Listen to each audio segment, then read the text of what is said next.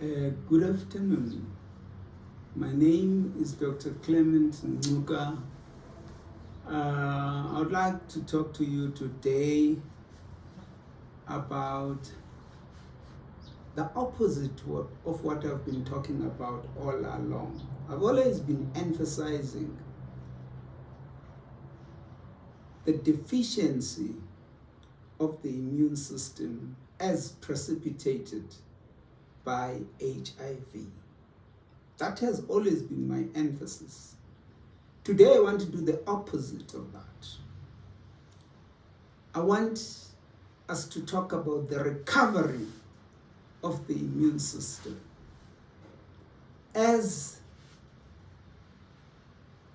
pushed and then engendered by the ART, the antiretroviral therapy. Antiretroviral therapy is responsible for pushing up the immune system, making sure that what was wrong is being corrected, because we know that the immune system, when it is deficient, a lot of things happen. And what we saw last time, we saw a lot of conditions creeping up, which were not there before. But now, we want to look at the recovery of the immune system. And the recovery of the immune system is manifested by a CD4 count that goes up instead of going down. And when it goes up, we see improvement of the immune system. That's the qualitative part of it. There's also a quantitative part of it. A quantitative part of it is when the CD4 T lymphocytes increase in number, so that now we are going to talk of a CD4 count that is actually increasing, and we are going to talk of a viral load that is actually decreasing. So there's a drastic difference between what we have been talking about all along, where everything is going down. Actually, all along we've been talking about the CD4 count that goes down and the viral load that actually increases. No, and that's disadvantaging the patient. And today we are talking about an increased CD4 count. And when it increases, we're talking about an increased quality. The immune system gets better. And the CD4 count gets improved. It goes up, right up. Man, this depends on quite a number of things. For us to say this is the best thing that has happened to us depends on quite a number of things. How low was the CD4 count when you started your antiretroviral therapy? How low was the CD4? If, for instance, it's less than 50 cells per millimeter cubed, if it's less than 50, that's not a good scenario. I've seen patients whose CD4 count is 1 or even less than 1. And those patients, when they are put on treatment, one has to be cocksure that there is no opportunistic infection creeping. There is no, and the possibility of not having an opportunistic infection when the CD4 count, we are talking of CD4 count of less than 5, 1, there, down there. I mean, it's almost impossible. That CD4 count is going to promote a lot of opportunistic infections. I'm talking about bacterial infections. I'm talking about parasitic infections. I'm talking about viral infections. I'm talking about fungal infections. So this is a problem now. It depends how low is the immune system when you start your antiretroviral therapy. When you start your antiretroviral therapy, it's good to have a CD4 count that is going up. It is good to have a viral load that is going, a CD4 count that's going up and a viral load that's going down. That's very good. That's what we want. That's what we want. But the immune system is very important. The level at which the immune system is at the time you start your antiviral therapy, antiretroviral therapy. It is crucially important. For instance, if the CD4 count is less than 50, it goes right down there. We are worried about this increase in the CD4 count. Now it becomes a worry now.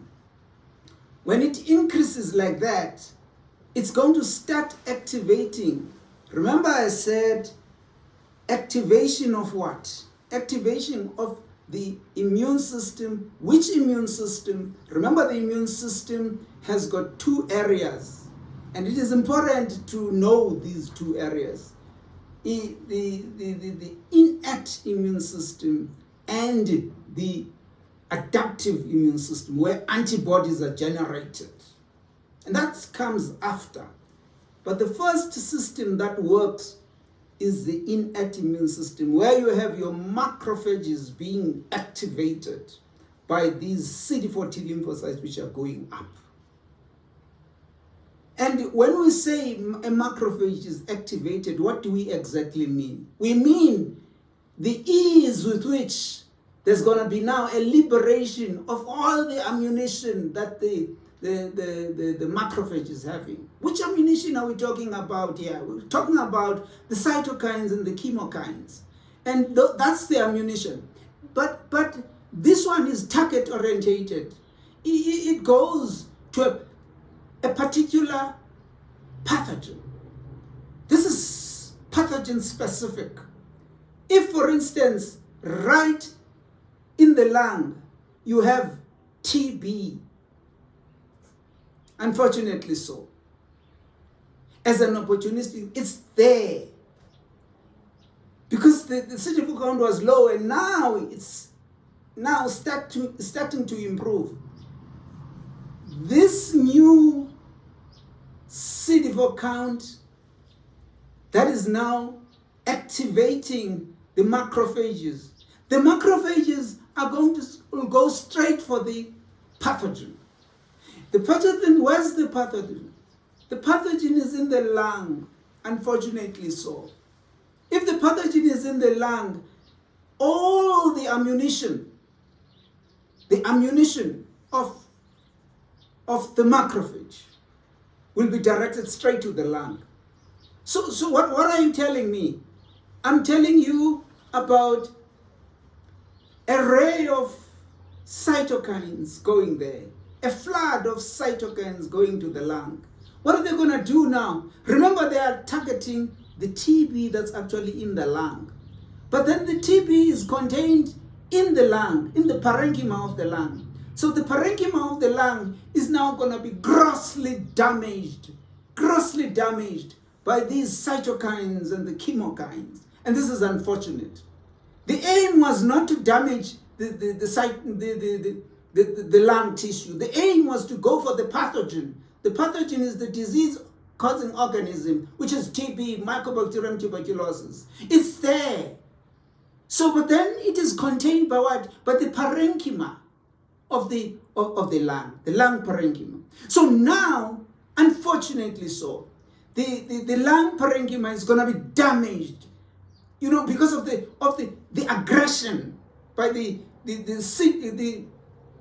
cytokines and the chemokines. This aggression is going to destroy the lung. That's unfortunate.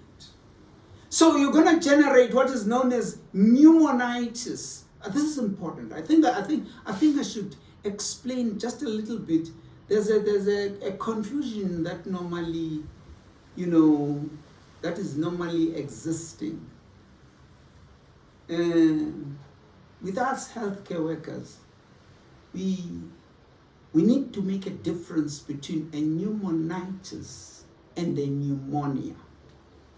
A pneumonitis is the inflammation of the lung parenchyma, the lung itself. That's the pneumonitis.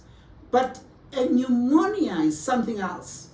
You look at the alveolus or the Essex. If they are fluid-filled, then that's a pneumonia. Even if they are pus-filled, that's a pneumonia. It's different from the inflammation of the lung, which is pneumonitis. And I need to make another point. There's another term which is often confused, and it's very important now to understand it now, because we're talking about the recovery of the immune system. It's very important to understand pneumocystis, Jarovecki pneumonia, pneumocystis. We're talking about an organism there. An organism, it's a fungal infection. It's pneumonitis. We call it pneumonitis, pneumocystis Jarovecki pneumonia. It used to be called pneumocystis carinii pneumonia. Now it is called pneumocystis Jarovecki pneumonia. That's a fungal infection. And this is something that you get when the CD4 count is grossly low. And we say we have now this condition here, which is known as pneumocystis Jarovecki pneumonia, and then we have to normally use Bactrim for that, and Bactrim works very, very well. But we don't like to get to those levels. So the three terms that I want us to get clear. Pneumocystis, we're talking about the actual organism, pneumocystis Jarovecki, that organism. We're talking about that. Pneumonitis, we're talking about the inflammation of the lung parenchyma, the whole lung. It is inflamed. And we do not like this inflammation. Well, the pneumonia itself is different. Pneumonia, you're talking about fluid-filled alveoli. The alveoli, they are fluid-filled. That's a pneumonia. It's normally caused by bacterial infection. If you give antibiotics, for instance, you get it right. But if a patient has got pneumonitis and you give antibiotics, pneumonitis is inflammation. You've got to give anti-inflammatories. Because it's inflammation of the lung parenchyma, the lung is, and this is what you get whenever you have this reaction, which is so bad. A damaged lung now. This is something that needs to be emphasized. When you give treatment, you, the doctor, the patient, the collaterals, everyone expects the patient to get better. That's the normal expectation. But let me tell you what happens. If the aggression is paramount, if the aggression by the macrophages is intense, if there's a vigorous aggression, then there are going to be problems. Instead of, you're going to get now the pneumonitis, the inflammation of the lung, you're going to get a damaged lung. And this condition, now where there's exacerbation of TB lesions. You know, a paradoxical enlargement of TB lesions. This is given a special name, we call it immune reconstitution inflammatory syndrome. They call it IRIS. You take I for immune, reconstitution R, inflammatory the I, and then S syndrome. So IRIS, call this IRIS. IRIS. Immune reconstitution inflammatory. But there's an exacerbation of TB lesions and a paradoxical enlargement of TB lesions. And this I would like to emphasize, because it does not only happen with TB.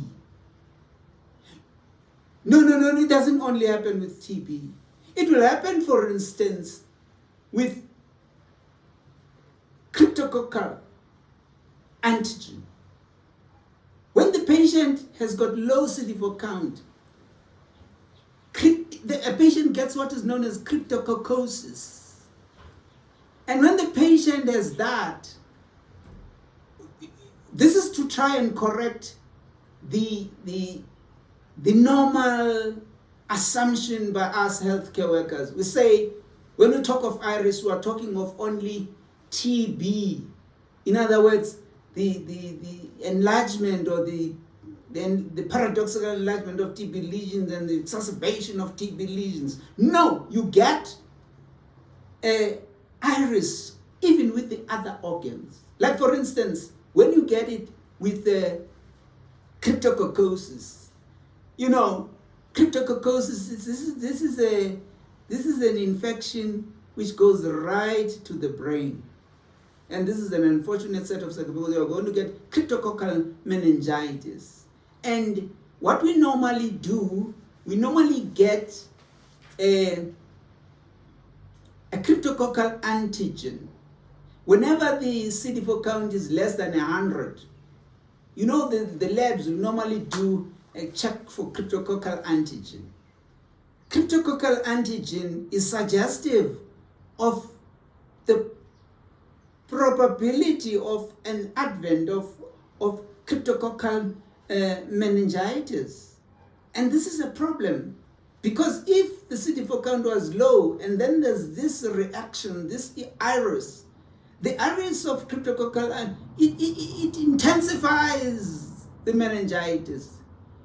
You know, patients, they get, you know, it's such a sad state of affairs, because the morbidity is increased, the mortality is increased, because when it happens, these patients, they get convulsions. They get that's an IRIS of cryptococcosis. They get convulsions, and they get a semi-paralysis. You see a patient being unable to use the whole side, maybe a right side hemiparesis or a left side hemiparesis. And you say, oh, is this a stroke or something? What happened? Is this a stroke? No, this is cryptococcal meningitis, and it is an IRIS of cryptococcosis. It is an IRIS of a cryptococcal antigen. That is why it is important to make sure that there is no we normally do there's a test known as India Inc. If they test positive for India Inc., then we know that there's cryptococcal antigen here. What we normally do from a clinic setup, you know, the nurses are doing very, very well. In a clinic setup, once they pick up that the patient has got cryptococcal antigen, they give 1,200 milligrams of fluconazole, and they send the patient to hospital. And at the hospital, the patient will be offered an LP, a lumbar puncture, where there's there's an extraction of, of the, the fluid around the nerves. They call it the CSF. The fluid around the spinal cord, the fluid around the brain. That's the CSF, cerebrospinal fluid. And if in this cerebrospinal fluid you've got the cryptococcal antigen, you need to treat that patient for cryptococcal. Make sure that you eliminate the cryptococcal antigen. And normally, if there's cryptococcal meningitis, the patient has got to be admitted, where the patient will be given amphotericin B, and this fluconazole will still continue, but you lower the fluconazole a little bit, you give 800 milligrams of that instead of the 1200 milligrams. You're giving it when the patient was outside. But you need to make sure that you eliminate this before you can get the patient back on treatment. I'm talking about antiretroviral therapy. You don't take the patient back if you are not sure whether the patient, there's nothing in the, you've got to do that. Normally these patients, they have a very high cerebrospinal fluid pressure. They've got a pressure, very high pressure. Because, when they have a meningitis, they've got increased intracranial pressure because of this CSF that is full of this cryptococcal antigen. So you make sure that it is eliminated. And how do you do that? Amphotericin B, fluconazole, make sure that you give that. When in a hospital, when the patient is hospitalized, they'll give the amphotericin B and make sure that the patient is okay. So my emphasis today is that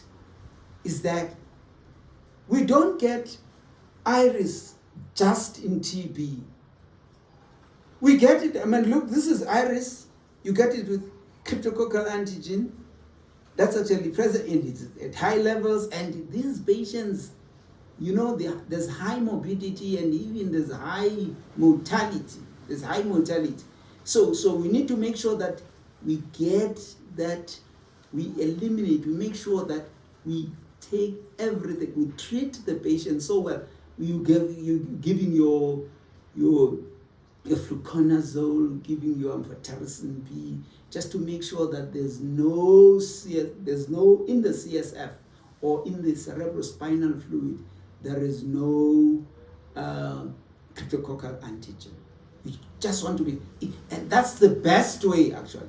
Though people, they say, oh no, man, you can treat for 4 weeks and then after that, the patient, no, but we need to make sure that there is no CSF.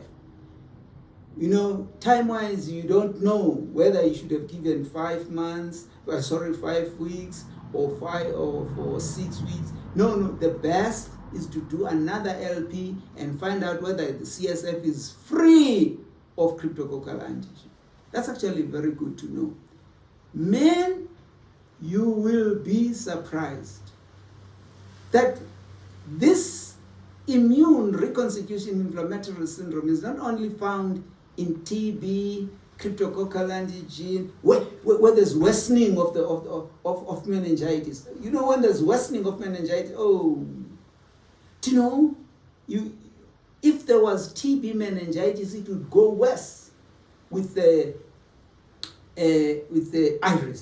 iris, because of this increased aggression.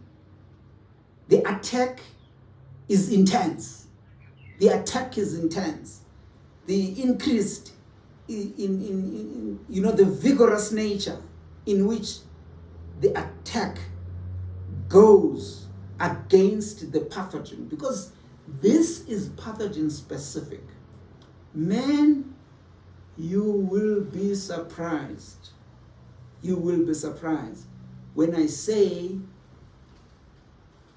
even the skin can have iris manifestations. A patient develops folliculitis. You know, folliculitis, that's the hair grows from a follicle. And because the patient, you are dealing with an immunocompromised patient here, so there's an abundance of these pyogenic bacteria like Staphylococcus aureus. If the follicle is actually infected by Staphylococcus aureus, then you will get what is known as alopecia. Alopecia is the easy removal of the hair. The hair just goes away because of folliculitis. Man, this is interesting. This is now a manifestation of iris by the advent of what? Of folliculitis. This is interesting. I don't believe it. You look at the hairline. You see that the hairline, there's some, you don't know whether to call it dandruff or what, but the skin is changing now of this immunocompromised patient. We call that seborrheic dermatitis. They get a dermatitis known as seborrheic dermatitis as a manifestation of iris. So folliculitis, seborrheic dermatitis, tinea, you know, there's tinea capitis.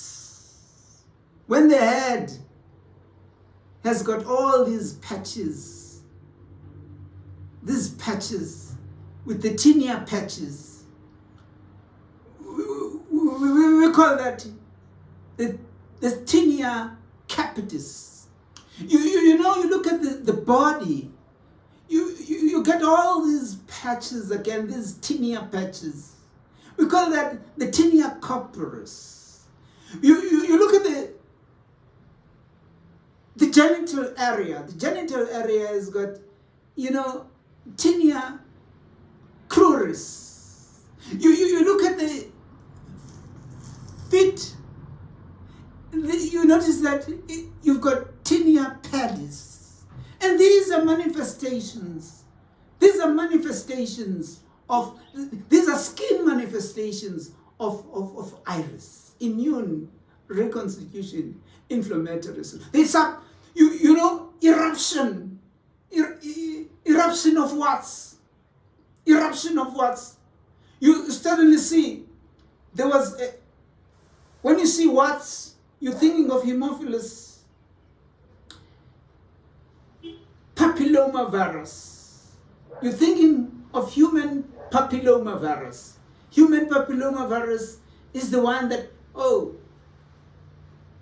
is responsible for these warts. So you see eruption of warts because of your iris. And we know that this human papillomavirus, if it's there, it will continue.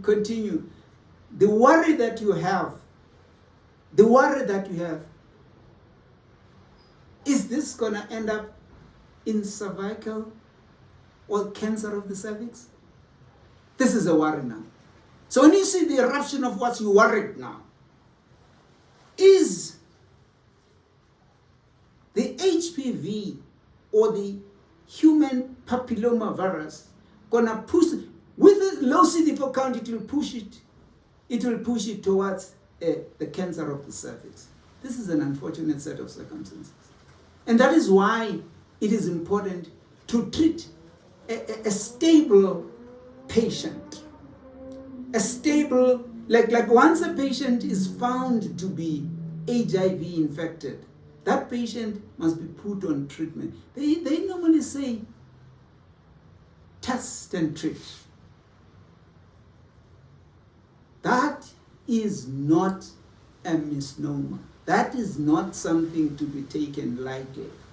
That's actually good because the CD4 count is at a level where it will accept antiretroviral drugs. Whereas if the CD4 count goes right down, it is at a level where it is difficult to accept antiretroviral drugs.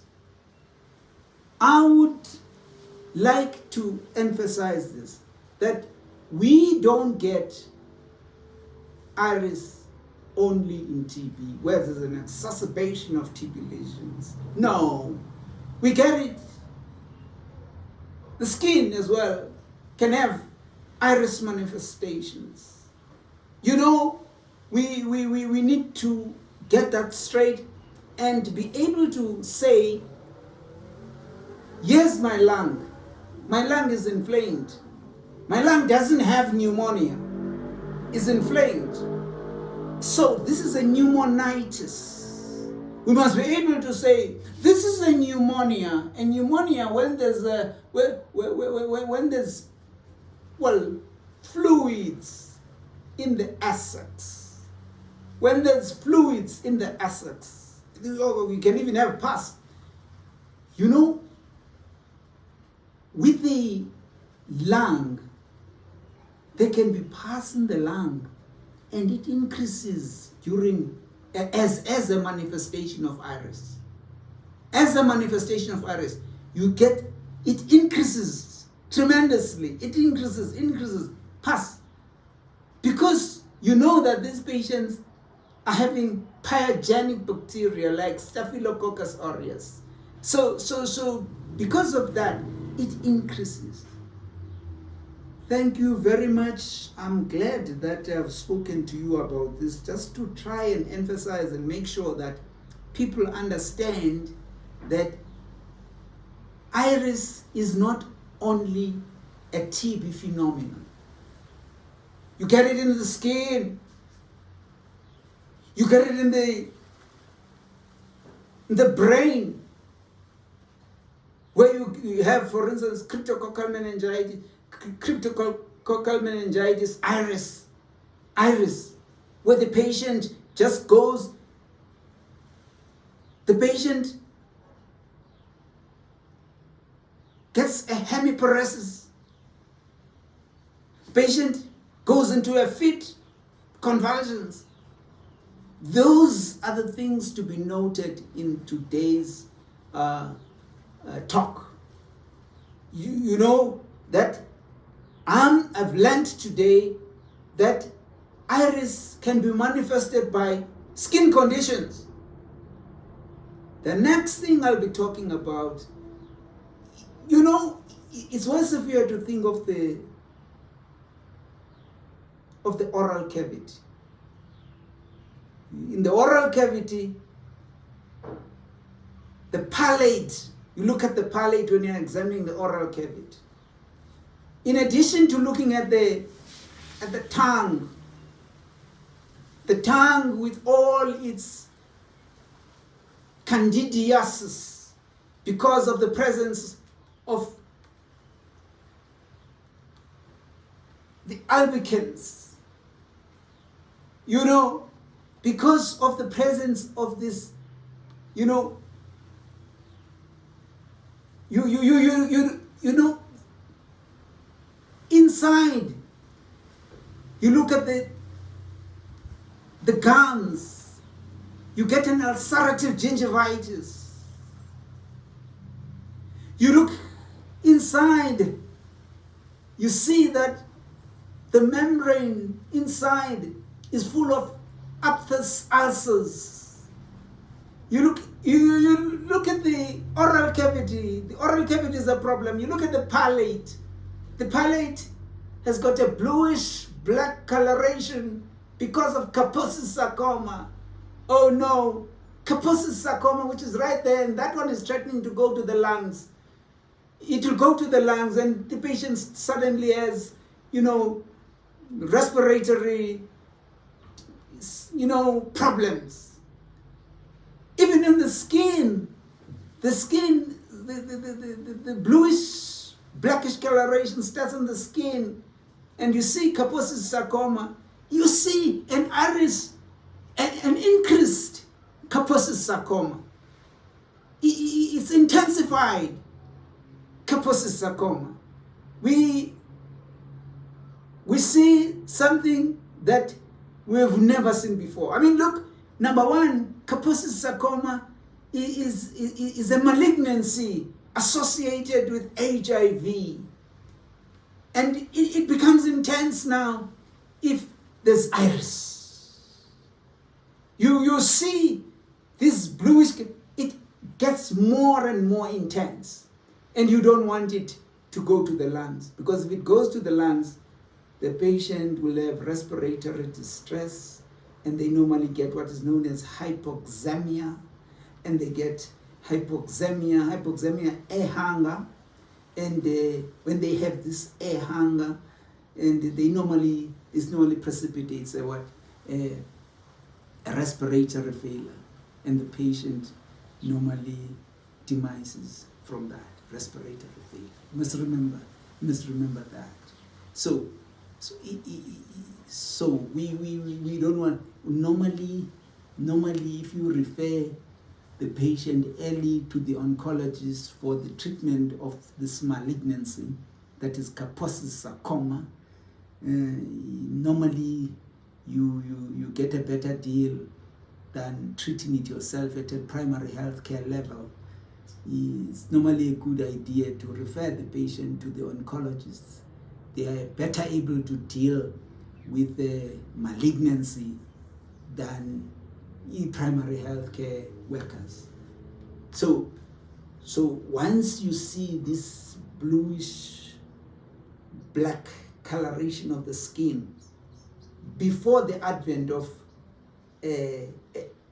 increase, or shall I say an iris manifestation of it, please make sure that the patient goes and the patient is referred. Thank you very much. I value your presence this afternoon. I think I'll be coming up with something else next time, and I want to use this as a background so that we know that iris is not just a TB thing, just a TB lung thing. No. You can get it in other organs as well. And if you get it in meningitis, that's bad news actually. The mortality is very, very high. The morbidity is very, very high when it comes to that. So thank you very much.